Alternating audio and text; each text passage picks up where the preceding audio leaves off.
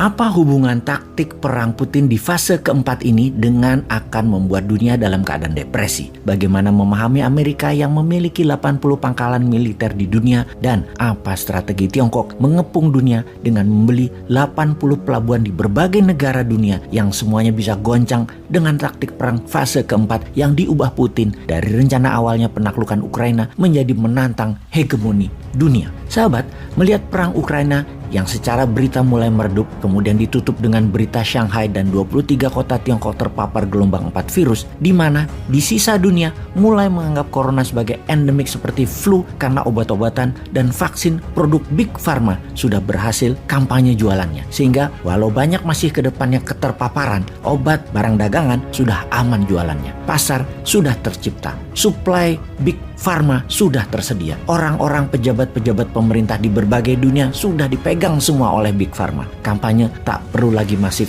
seperti 2 tahun belakangan ini. Kita ke fase perang Putin di Ukraina dulu. Kita ingatkan bahwa perang adalah hal yang sangat cair, sangat dinamis, dan tidak ada cara atau metode yang benar tepat seperti di kertas ketika rencana dibuat. Di tengahnya banyak improvisasi dilakukan, yang pokoknya by all means kita harus menang perang. Caranya terserah. Maka fase pertama serangan Rusia yaitu menaklukkan 100% wilayah Ukraina, mengusir 10 juta penduduk Ukraina ke luar negeri dengan serangan kilat ke Kiev dan mengganti pemimpin Ukraina dengan yang pro-Rusia. Kemudian Ukraina akan referendum masuk sebagai negara federasi Rusia. Serangan diluncurkan 24 Februari 2022 yang mana hingga tanggal 8 Maret tidak bisa masuk juga ke Kiev, padahal pasukan elit divisi 2 dan 3 Rusia yang dikirim. Ibarat Kopassus dan Denjaka yang dikirim. Tidak tembus juga kota-kota besar di utara Ukraina tersebut termasuk Kiev. Bahkan ketahan di kilometer 30-an jauh dari Kiev. Pasukan Rusia tidak bisa tembus-tembus ke Kiev. Kemudian rencana diubah menjadi strategi bumi hangus ala Aleppo di Suriah dilakukan, dan strategi bumi hangus ini diharapkan secara psikologis tentara Ukraina dan pemimpin militer serta Zelensky terpukul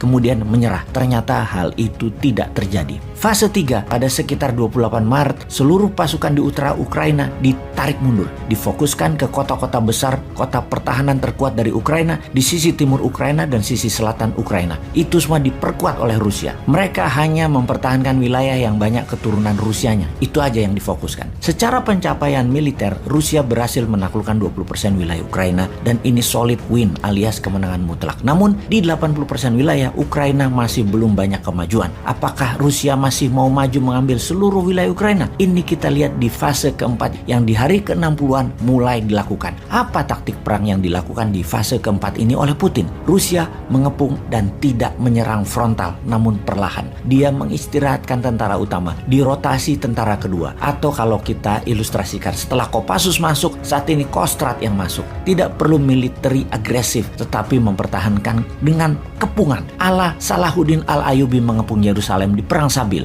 Tujuannya adalah membuat rakyat Ukraina kelaparan dan mengungsi ke barat. Putin memaksa NATO, sekutu dan barat memberi makan seluruh orang Ukraina. Putin membuka saluran kemanusiaan. Setengah dari pengungsi mengalir ke Eropa saat ini sudah. Membiarkan orang Eropa memberi makan setengah orang dari Ukraina, dan setengah sisa orangnya masih di kota-kota yang terkepung menunggu penyelamatan dari pihak barat. Di sisi sebelah barat Ukraina sudah menerima penduduk sisi timur Ukraina, dan dari barat sudah 10 juta yang keluar ke Polandia, ke Rumania, ke Slovakia, Hungaria, dan sangat kurang persediaan makanan, minuman, tempat tinggal, tempat tidur, dan obat-obatan. Di sisi barat Ukraina sudah kekurangan banyak makanan dan minyak untuk listrik. Semua orang tidak memproduksi kebutuhan perdagangan. Tanah tidak ditanami lagi, pabrik-pabrik bahkan tidak dibuka. Puluhan juta orang di Ukraina bergantung pada barat untuk makanan dan minuman. Menurut perhitungan intelijen pertahanan, strategi Putin ini bisa merubuhkan Eropa Barat. Kira-kira dalam 1,5 tahun ke depan, tanpa meluncurkan rudal, Putin akan membuat Eropa Barat, NATO, dan sekutunya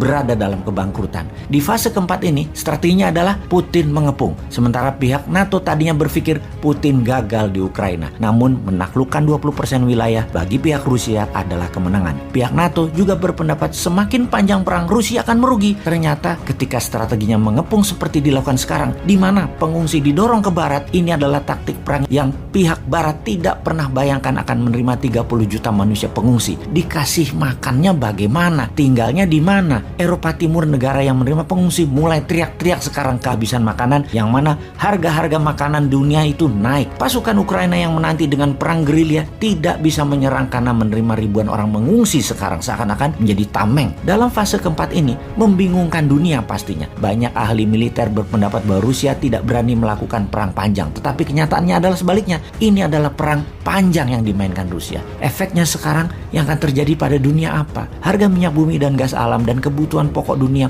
pasti naik tinggi. Daya beli penduduk dunia turun akibat slowdown ekonomi 2 tahun terakhir karena pandemi. Feeling ya ini ya, feeling sekali lagi ya. Dapat dipastikan bukan analisa ini, feeling bosman, Amerika akan resesi. Ekonomi dalam negeri Amerika akan berat di tahun ini yang akan membuat dunia menjadi turun juga daya belinya. Namun Tiongkok secara ekonomi akan menguat, begitu juga India akan menguat, di mana efek Amerika yang menurun tadi bisa membuat Amerika murka. Daripada Tiongkok terus menguat, kemudian Rusia menang perang, lebih baik dijadiin perang dunia ketiga. NATO masuk ke Ukraina.